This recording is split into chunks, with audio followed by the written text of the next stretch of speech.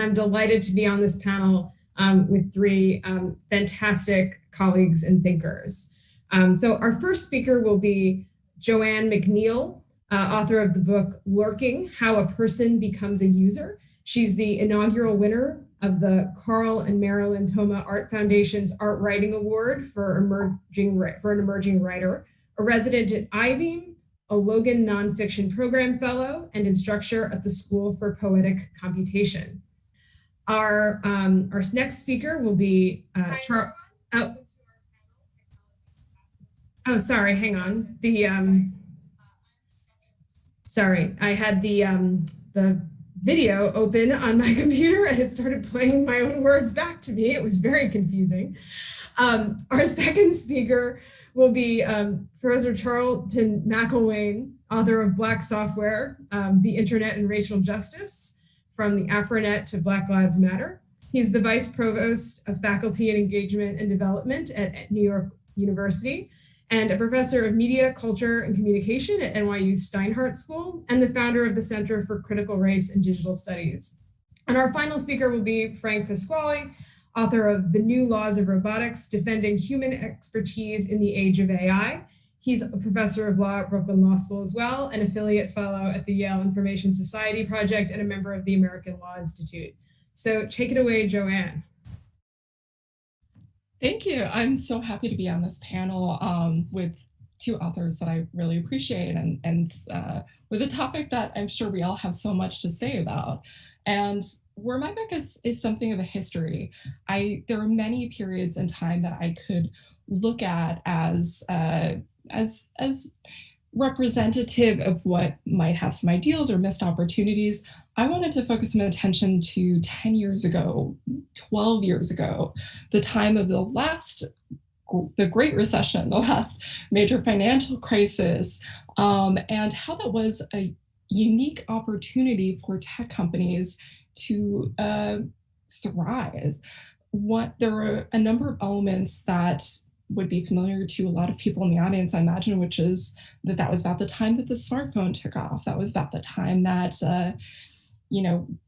because there was a financial crisis, because that had implications with not just Wall Street, but real estate, there was a drive to invest elsewhere. And here's this shiny new industry popping up in a location that's not in New York. And so with all of these elements coming together, another element was a lot of the lack of scrutiny about these companies that perhaps was not on the level of the user, because plenty of users of these technologies had issues with Google, had issues with Facebook, but the opportunity to find a platform to discuss their problems, discuss the many consequences that they were feeling as users was not really there, because there wasn't much press there wasn't a lot of critical press.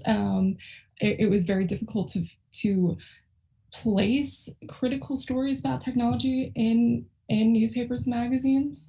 And there was just these think tanks and academic research centers, and that it's wonderful that they're all taking off, but that they've taken off in the past 10 years. This is relatively new. So I want people to take a look back at the very founding of these companies to see what problems perhaps were there from the beginning. And so that the reforms are not just cosmetic, but maybe reforms mean, paring back considerably. So that's just some ideas that I wanted to throw out to begin. Yeah. Great. Charlton? Excellent. I think that's a great segue to some of my remarks, and we'll maybe take a little bit more time, and if the audience will suffer me, I was thinking last night about what I really wanted to say and kind of bring forward in this discussion and kind of lead with. And I had that moment where I had the feeling that I had written these things before as I was collecting my thoughts, and then I looked back into the book and looked to my introduction and found, oh, I think I said it actually here and said it better. And so I want to read a short part of the introduction to Black software as context, and then end with 2 or 3 kind of provocations that that really lead us back to exactly where Joanne's comments ended, which is about what do we do now and how do we proceed. And so the book, of course, is Black Software. And for me, Black software conjures the myriad ways that we mobilize computing technology. It refers to the programs we desire and design computers to run. It refers to who designs the program for what purposes and what or whom becomes its object or data. It refers to how and how well the computer performs the task for which it was programmed. And so in this book, I tell 2 Black software stories, and the book is organized as a book 1 and book 2. And the first unfolds throughout book 1. And this is where a group called the Vanguard that I write about begins to emerge. These are Black hobbyists and entrepreneurs, digital organizers, evangelists, activists, knowledge brokers, and they positioned Black folks, Black content, Black culture to occupy the leading edge of the internet's popular social development. And so their collective stories begin around the mid-70s, continue into the 80s and 90s, during the advent of personal computing and the early days of computer networking. And their story extends through the World Wide Web's birth and the dot-com boom's first bust. Their story demonstrates how Black people have taken technology not originally designed with our concerns in mind. It is about Black people using that technology to further our own purposes, our personal, communal, and political interests. But Black software is also a story about how computing technology was built and developed to keep Black America docile and in its place, disproportionately disadvantaged, locked up, and marked for death. This is a story I unravel in book 2, and it speaks to the nefarious ways that those in power use computing technology to destroy and nullify Black agency and nullify Black people's hopes and dreams, aspirations and human potential, and political interests, limiting the heights we are meant to achieve. And so book 2 begins in 1960, and it really has to do with a group of people that I refer to as the committeemen, and they're folks on President Lyndon Johnson's crime commission in 1965, who built new computing systems that were really directed at what was then seen as America's preeminent problem, and that was a problem of race and a problem of Blackness. And so I end the introduction with these words: in between the 2 versions of Black software, the kind that positively impacts Black people's lives and the kinds that destroy them, lies a most significant question, which is not about recently popularized concepts like computer bias or fair algorithms or platform inequality or digital ethics. The question goes to the heart of the matter that these concepts skirt around. Will our current or future technological tools ever enable us to outrun white supremacy? After all, this is not just our country's founding principle, it is also the core programming that preceded and animated the birth, development, and first uses of our computational systems. And so, I'm often asked today, can we use technology to significantly advance the cause of racial justice? And my answer is really only if we come to grips with the fact that our current technological environment and infrastructure was designed to thwart these efforts of racial justice and civil rights. And so I think what that means is that it is incumbent on us to think about what it means, what it would mean to dismantle and rebuild our technological environment and infrastructure from the ground up that is inherently, or at least more inherently, bent towards the cause of racial justice. And so what does that mean? What does that look like? I think that's the question very much that's a part of our future. Thank you. Thanks so much, Frank. Thank you, Christina, and thanks so much to Joanne and Charlton. And I'm going to try to make some connections to my project and to these very important projects, because I think that they're really at the center of how we can rethink technology for social justice. And I think that to introduce my book, The New Laws of Robotics, I'm going to get into the new laws in a second, but I wanted to just give a really concrete example of how AI and robotics might affect our everyday lives. And we can imagine, the old form of a job interview would be that you'd walk in and you'd have an interview with someone, talk about things, maybe fill out a form, etc. And then the one would be either hired or not hired. There are now firms that are developing AI facial analysis and facial recognition systems that will parse microsecond by microsecond every emotion you show, or I really shouldn't say emotion, I should say every way in which your face moves, how fast you blink, if you smile or not, other things like that. And I'm sure we've all had a little bit of self-consciousness, in dealing with the Zoom universe in exactly this way. And I think what's really troubling about it is that, these firms are saying, look, we can look at your existing employees and your top performers, and then see who in society matches the way that they emote and the way that they speak and the way they sound and things like that.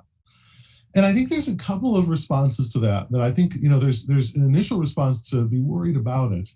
And part of my book is sort of to articulate why we should be worried and how to translate those worries into some policies that can improve things.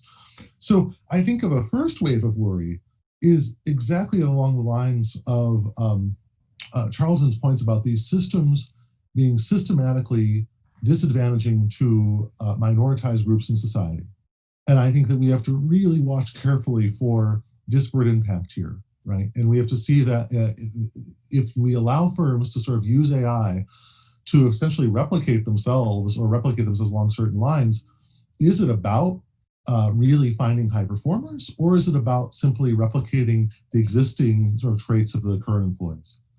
I think there's a second wave that gets into some of the ideas of Joanne and sort of thinking about how users are considered and configured, just to say that we might want to question the use of that technology altogether, because we might find it, say, dehumanizing. We might say that, I want to be evaluated on the basis of, some personal interaction. I deserve that. That's sort of the minimum that I deserve. Now, of course, big corporations are going to come back and say, hey, we get 10,000 applications for 20 slots, so how are we supposed to screen them? And I think that, they already use things like resume screeners, and resume automated natural language processing of resumes. So that's, can be troubling, but I think it's less troubling than the sort of thing that is sort of analyzing people's faces in ways that, people really have no control over. People don't have any control, I think, over whether they blink, 10 microseconds longer than they should in order to get the position. And so I think that in thinking about AI and robotics, that's just sort of an AI application. Later in the book, I also try to develop a more hopeful vision for robotics as complements to professionals rather than substitutes for them. So I think there's lots of places where robotics can substitute for human labor and do quite well eventually. They're already doing it and eventually will do well. But I think in many professions, you really want to have that complementarity. And so that's the first new law of robotics, to have AI and robotics complement professionals rather than replace them. The second is to avoid having these systems try to counterfeit humanity. So if there's bots online, don't allow them to just pretend to be people. And I think this has also raised some serious civil rights concerns, because you have right-wing groups that sort of put fake minority accounts online that say, yes, we love President Trump, et cetera. And I think that's a deeply troubling thing, to sort of see those sorts of bots sort of impersonating people. My third new law of robotics is to stop arms races in robots. And we can talk about killer robots later on if anyone's interested, but there's many other forms of arms races that I think AI is contributing to. And my fourth new law of robotics is to require attribution for any AI or robotics system. So in the book, what I essentially do is, in the fields of law, medicine, journalism, education, a few other fields, I try to develop those and say, what would our laws and policies look like if we held seriously to these principles, these new laws of robotics? And I really look forward to the discussion today. So thank you. Thanks, everyone. And if anyone's watching this contemporaneously, I have my eyes on the chat, so feel free to throw in any questions as well. My first question is, I think, more aimed at the books of Charlton and Frank, but Joanne, you should jump in. Part of the reason that, or maybe the reason that we see bias in technology is because it's made by humans who are biased. So with that, so then that raises the question of,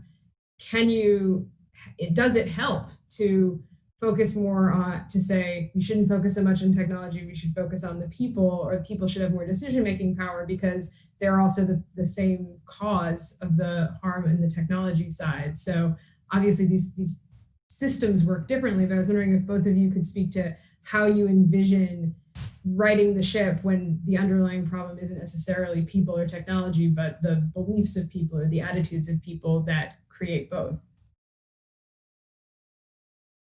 That's a great question, and one that I think about often, and I do sort of agree that when we think about where and what the fix is, that it's more with human beings than it is on the technology. And I think one of the things that we've started to get ourselves into is, thinking that naively, that if we can just sort of fix the tech, if we can fix and correct the algorithm, if we can sort of police the inferences that are being made by data that's being conjoined, then we can find our way out of this. But I think we make a mistake thinking about things that way. And I think one of the fundamental problems is that people who are designing these kinds of systems, right? And so thinking about one of the, Frank's examples about the facial recognition in an interview and employment context, how many of those folks are very well versed in the history and context of the face and what that means psychologically, and what historically those connections between facial attributes and expressions and racial biases, stereotypes, etc., and then what kinds of problems might that cause in a technology that uses that to then infer something about your qualifications. And so I think that is where the disconnect is, both in terms of dealing with individuals' attitudes, but also historical context around race, racism, all of these things that if people have no idea about, it's easy to replicate when all you're thinking about is, I want to make a more efficient system to help me get through these resumes. I really like that point about the history, Charlton. And I think that it's really like something that is ideally going to be part of computer science education in the future, I think, is to have a much larger role for understanding the history, the social context.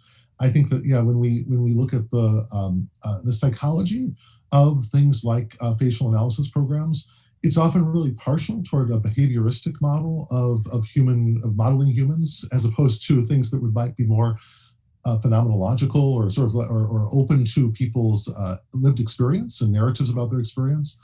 And I think to get to your question, Christina, I think part of my hope in writing on this topic is to try to make it so that people don't think we either pick a robot or we have humans doing it, but we've got this socio-technical configuration of humans and robots and human-computer interaction. And how do we make that so it's sort of this process where ideally we can look at what humans do and then statistically analyze it for things like bias, report back to people, hey, you appear to be acting in a certain way that is disadvantaging certain members of the community, and then sort of reacting and sort of, but I want to see sort of humans at the center of the process, because I worry a bit about that happening if it's entirely sort of automated processes, given the record of big tech companies that do a lot of that automation. Great. So Joanne, in your comments, you mentioned that if you go back a little bit in time, it was hard to place essays or articles that were critical of emerging technology, the big tech companies. Now that narrative is very much changing and changed. And you would think that the biggest villains in our society, if you kind of glance at the news, are often some of these very large companies. So what do you attribute to that change, and can we learn something from it? Well, it's funny because today is actually the 10th anniversary of the release of The Social Network, which I'm sure everyone's heard of. It was a Hollywood film about the founding of Facebook. I don't think it's necessarily the best criticism of Facebook, but it was a Hollywood film depiction that was up for Academy Awards. So that was 10 years ago. But pretty commonly, when I see news articles or opinion pieces placed nowadays, I see a very common beginning that'll be like, 10 years ago, everyone loved Facebook, or everyone used to love Facebook and now they're afraid of it. And this is a really common structure. And I understand it as a writer because it's just a rhetorical technique to give your opponent credit before you go into the criticism. But the reason I hope people watching this who might themselves be the kind of people who place op-eds or at least speak on these issues, keep in consideration that that is a narrative that Mark Zuckerberg has crafted about Facebook. He himself is someone who when he gives interviews, he's like, well, all of this is very new criticism. Remember, you all used to love us. And so the ways that, because so few people were documenting it back then, even though it was quite large, even though a few people, in contrast with the number of users Facebook had. I don't have the number off the top of my head, but even like 10 years ago, its user base was enormous, certainly would have counted as a major city in the United States.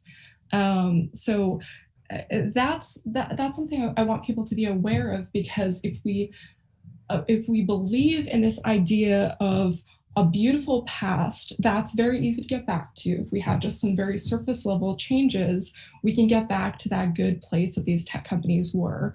But what I'd like to others to consider instead is just, why do we have a company like Facebook? I mean, Google is a little tricky because, I mean, I've got to say, Google search is very useful. It's great.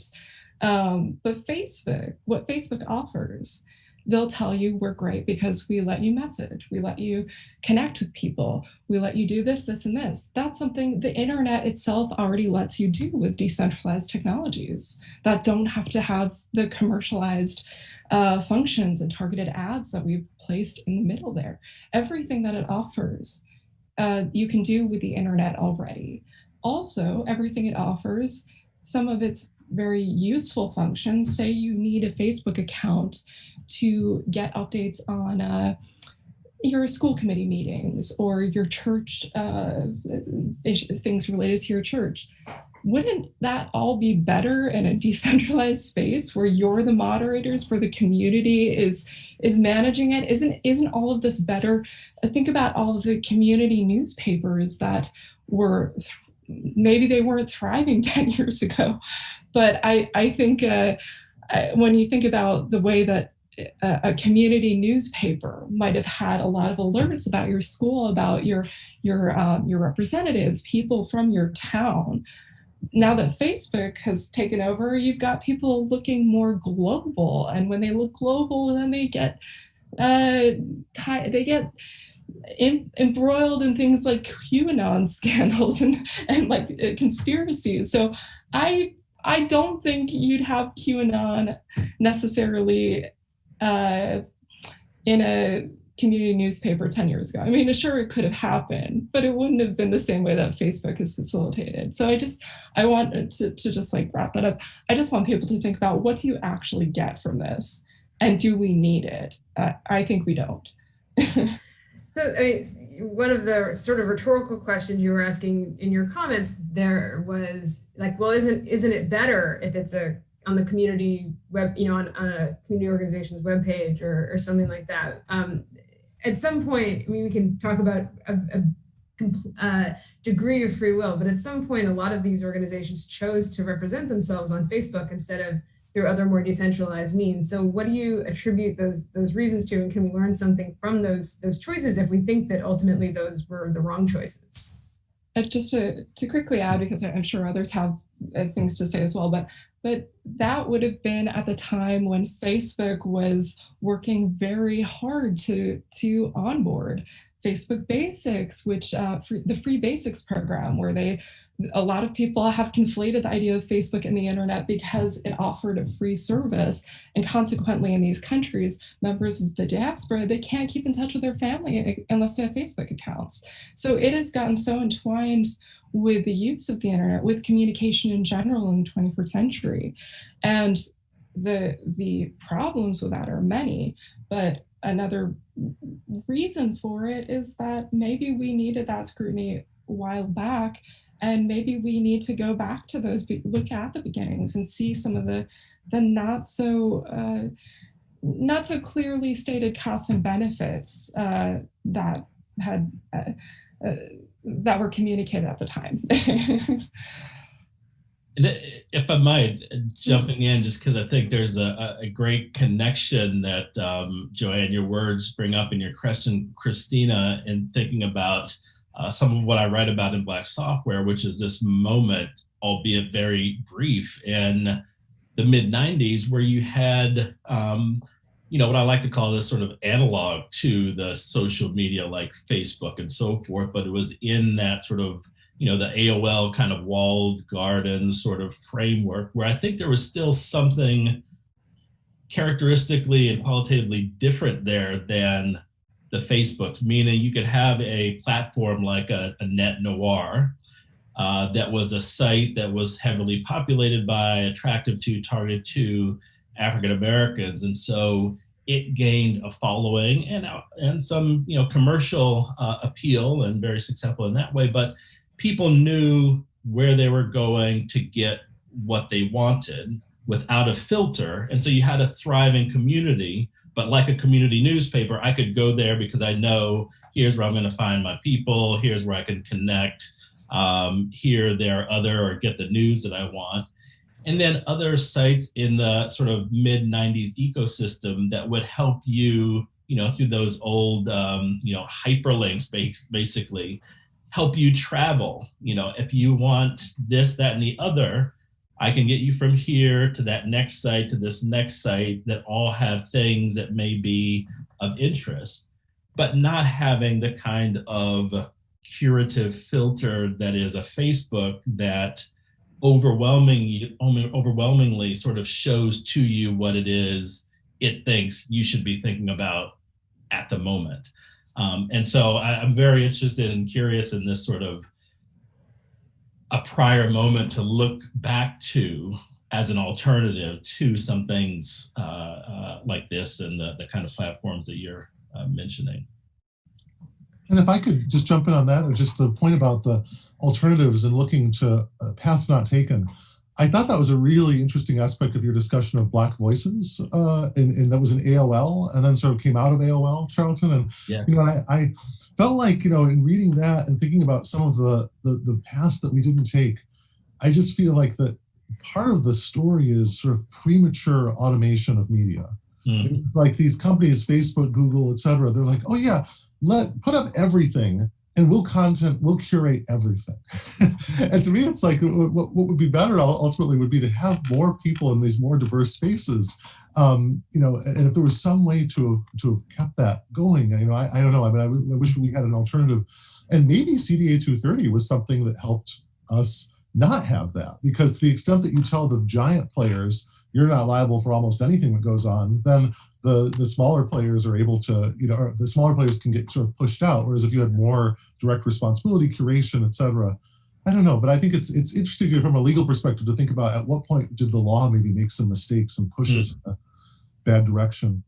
And I felt the same way also about Joanne's discussion of the trans rights, or the trans group that was sort of transitioning, and how they're on YouTube, and then they had their data was used in facial analysis research, without consulting or getting permission of them.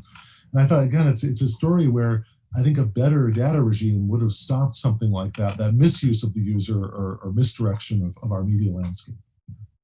Yeah.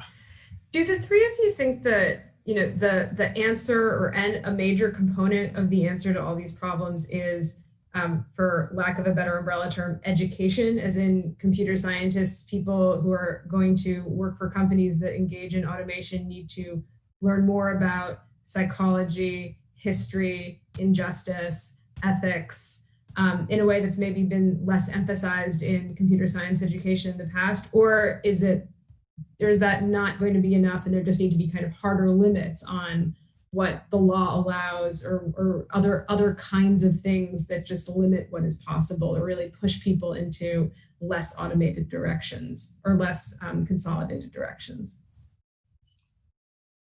I mean, start with a couple of thoughts. I think education is certainly a key component in there, but I'm not so sure that it is enough, because I don't know that it holds the compulsion to do things that absolutely has to be done or must be done. And in the context of our current conversation, I still think back to that sort of transitional moments between the web of the mid and late 1990s and then what became in 2000s and later, and particularly the proliferation of Black cultural artifacts and content, but without Black people and without the ability of Black people to profit from that, which we see from the late 90s and is part of the big platforms either gobbling up or disbanding some of these prior assets.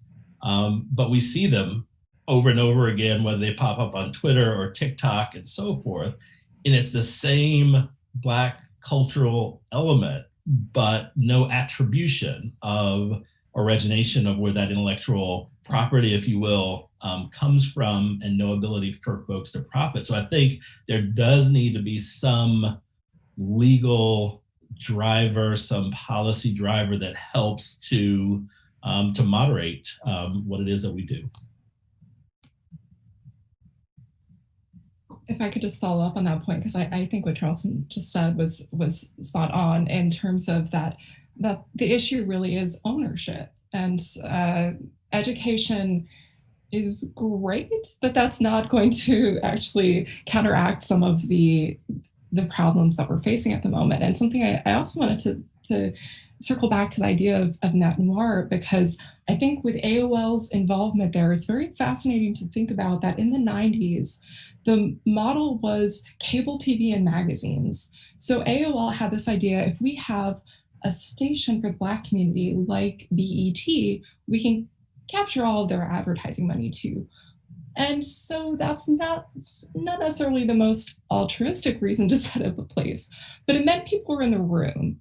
And Facebook did not have that. Facebook had its Harvard dropouts. It had its own like tech bro community. They did not have people in the room representative of various communities. They made decisions that were very harmful to various communities. So I think ultimately the conversation does have to come back to ownership. Ideally, in my mind, it's decentralized. It means that the owners are, the community is minding its own community. That if you have a church group or a school or something, you know better than anyone else how to moderate.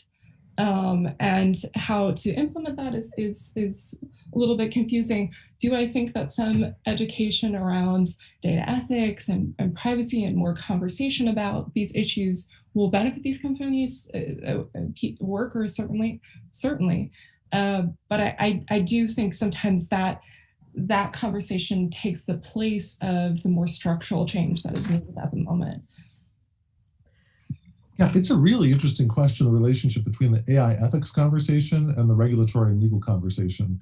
And I do worry a lot that when things are framed as, well, let's have a really long discussion, it's sort of meant to delay ultimate action. And when I think back to, this idea of ownership and intellectual property as well, I think it's so interesting to look at what the Australian Competition and Consumer Commission is doing now. It's not sort of as targeted to the concerns that we're, I think, raising, but it is at least saying to Google, let's actually think about, who's the ultimate creator of the things you're monetizing. And I remember seeing a discussion of, Vine and, of a lot of aspects of Black culture being monetized very quickly online. And then just there's no real way to get for the ultimate creators get so little, and I think that's a really important aspect of the future is like, how can we sort of readjust that? And I mean, when I think about the history of music, I mean, part of that involved like the licensing entities, demanding blanket licenses or other forms of licenses for musical compositions. And I think there's other ways, and of course that has its own troubling history as well in terms of the groups left behind and some of the IP schemes. But I think there is something about ownership and about input that really is, and governance that's got to be part of the conversation. Yeah. So this brings up for me both Frank, a lot of your suggestions come with these very compelling stories about how AI doesn't always work as initially envisioned or designed. And I think whenever people hear them, they're really moved, and they see, oh, I see how humans can make different kinds of mistakes. Sorry, technology can make different kinds of mistakes than humans, and so we need to build these safeguards in, and that human technology working together is a way to avoid the mistakes of both groups. So when that story is so compelling, do you think the reason that everyone is not necessarily completely enthusiastically on board with this because they haven't heard about as many of the times when computers have failed to work as we might have hoped? Or do you think there's still this irrational exuberance that makes people just really want to believe that it will be great and that the computer will fix it, and that makes people kind of more immune to these kinds of stories? It's a great question, because I think that there has been a lot of enthusiasm, and there's a lot of, and I remember presenting my first papers on Google's in the mid-2000s, critical papers, and one member of the faculty I was presenting at said, "Don't you mess with my Google," And so there was this sense that it works for me, and there was really not a lot of sympathy for the people it wasn't working for. I think that I've been really enthused by two things. One is the sort of antitrust hearings that I see in the House, and I remember going to a panel of the House, the Dems on the Judiciary Committee from a year when they were not in the majority, and Keith Ellison was there before he became the Minnesota Attorney General. And we all did our classic presentations, and then Ellison said to us, "You need to make this a visceral story. We've all heard about data visualization. What about data visceralization? Make it visceral, like how people are being hurt." And then within a year or so, Safia Noble's book, Algorithms of Oppression, came out. And that book, to me, is one of the best examples of really telling compelling stories, from her original sort of encounters with Google and its discriminatory search results, to the story at the end of the book about Yelp, and how Yelp sort of helped accelerate the decline of a classic neighborhood barber or a hair salon, because of this. Just they weren't listening to the people that were saying we're not being treated fairly, we're not being prioritized fairly, etc. And I think that this is that idea of visceral, making it visceral, is really going to be the key. And I think that both of the Charlton and Joanne's books really do that, and it's great. So one thing that, countering your comments, Joanne, about the reasons that decentralization is helpful is, I think for those of us who might have had to work with, large groups of people with different amounts of tech savviness and interest, people want things to be easy. They want things to just kind of work. They maybe per artificial intelligence in the media, in terms of kind of search results and what feeds I'm seeing, it's hard to curate information when you have to do the work yourself. It's nice if someone does it for you. So what, given all there are a lot of harms that come from that, there's a lot of benefits from decentralization, but it's harder when you're not relying on another major entity or any number, whether it's a large corporation or AI to help you or anything along those lines. So how do we square that circle? I think that's a really great question. And I can direct the viewers to a great resource called Run Your Own Social, which set up by Darius Kazemi. And he talks about his experiences using Mastodon, a decentralized platform. And it's not easy. It's time consuming. It requires some skills. It requires money. It requires all of these things that, are not as easy as just opening up a laptop. But where we're at now in 2020, we have a range of opportunities. So if you do have a community right now, if you have, say, a book club or something like that, and you have 15 people and you're trying to think of what is the best way to keep in touch, it's nice to have just next time, if, I'm sure you're meeting over remotely anyways, but when you have a chance to have the community have this conversation, discuss the pluses and minuses of various ways of setting up. In my book, I talk about one community for it's the girl gamers group that begins on, they have a subreddit, and of course Reddit is not a warm and fuzzy platform. It's certainly not for girl gamers, but what it is it's open to so many people. So if you're the only young woman in Nebraska a very small town in Nebraska who loves video games, you don't have to look very far to find a community and enter that community. And that's just the front door. Once you have a posting history, you can you can contact the moderators for a Discord server so that you can have some maybe more personal conversations and say things that maybe you wouldn't want on a semi-public space.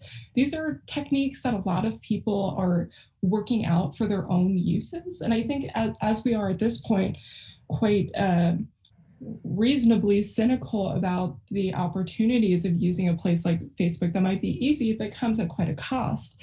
I completely recommend seeing what is realistic enough to maintain, but also might offer benefits of privacy or security that these bigger platforms cannot.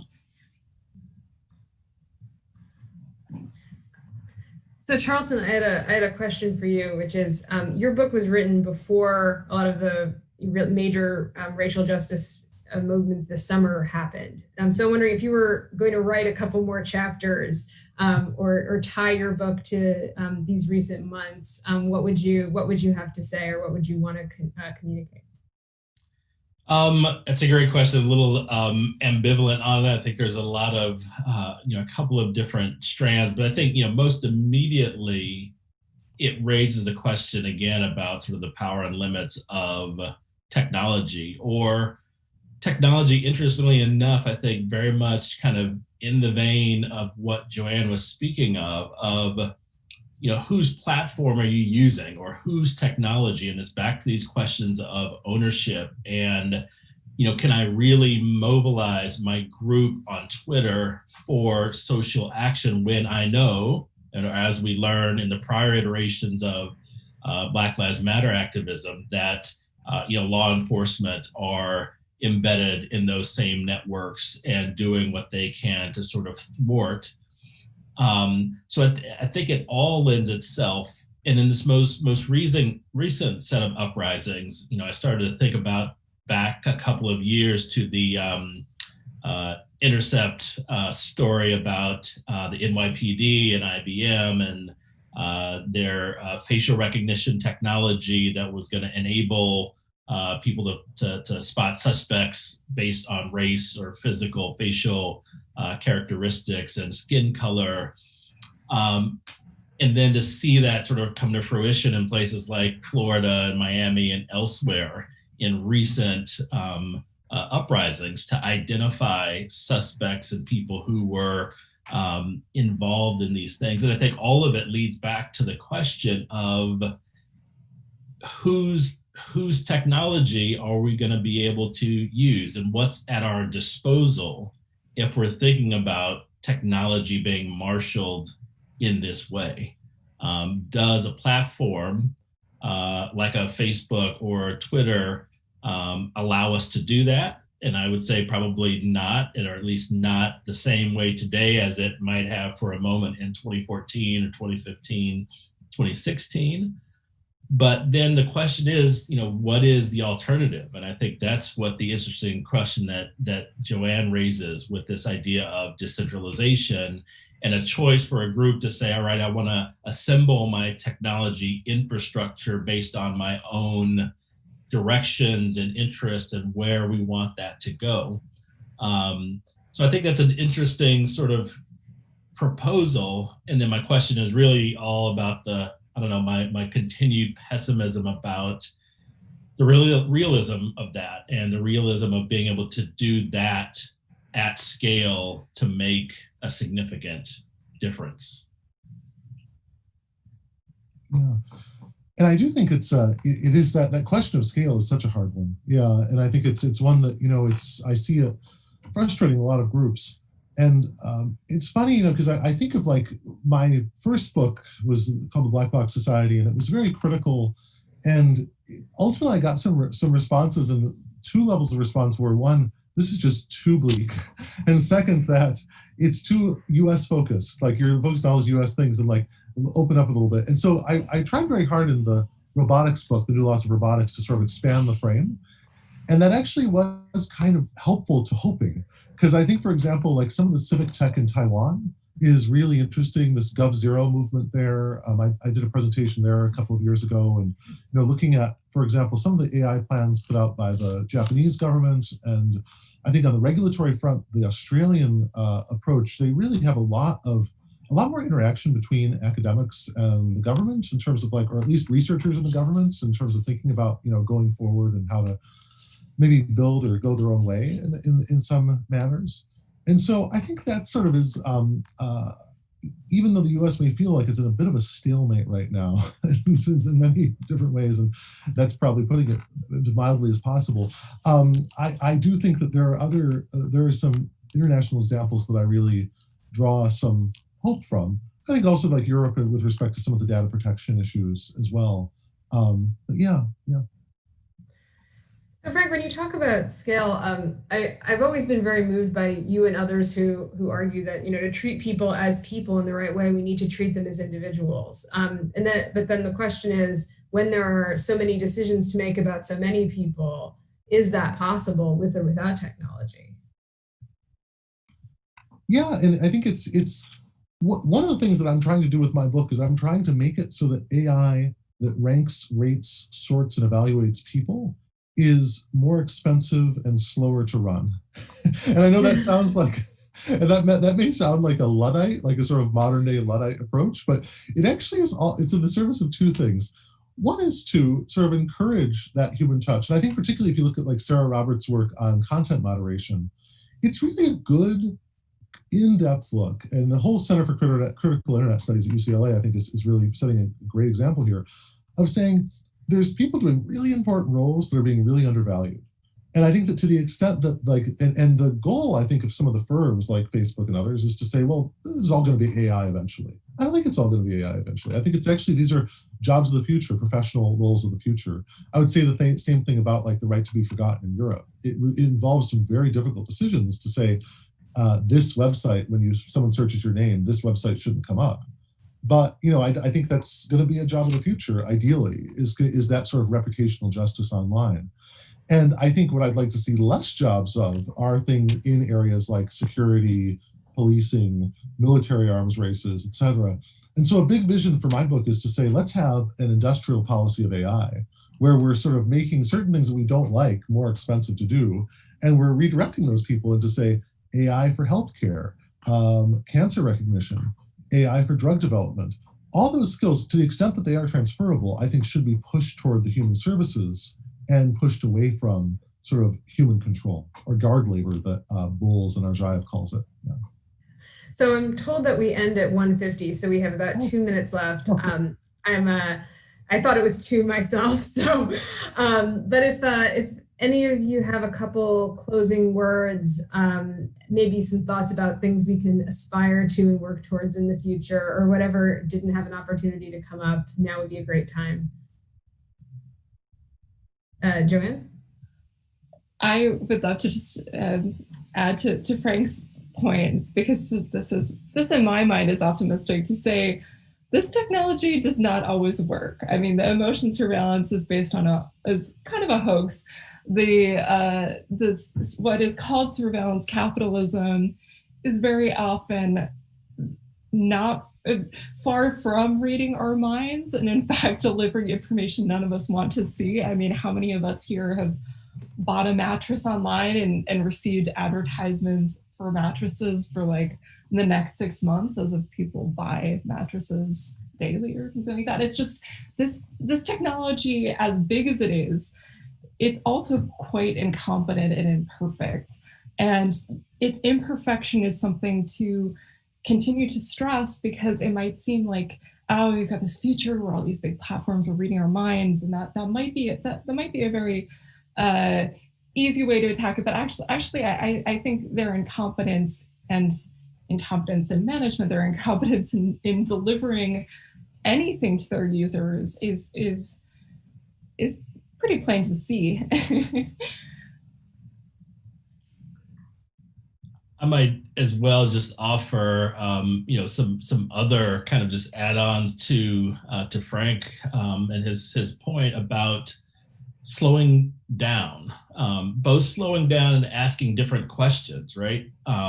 So when we are looking at designing new systems, to begin that with not just what would help me do this more efficiently as a company or what have you, and think about reframing that question of what helps me do something that is good. How do I build a housing recommendation system or a mortgage system that makes it possible for more people to get access to the benefits of home ownership, and then designing something with that question in mind. But I think all of those things are predicated on slowing down to think about and ask the different kinds of questions, and to the point that was brought up earlier, to be able to see and understand the potential harms of what it is we might design, rather than rushing to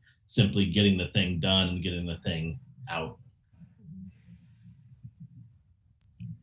I agree, and I see that we're out of time. Just wanted to thank you, Christina, for moderating, and thanks to, it's wonderful to be on the panel with both of you, Charlton and Joanne, so thank you.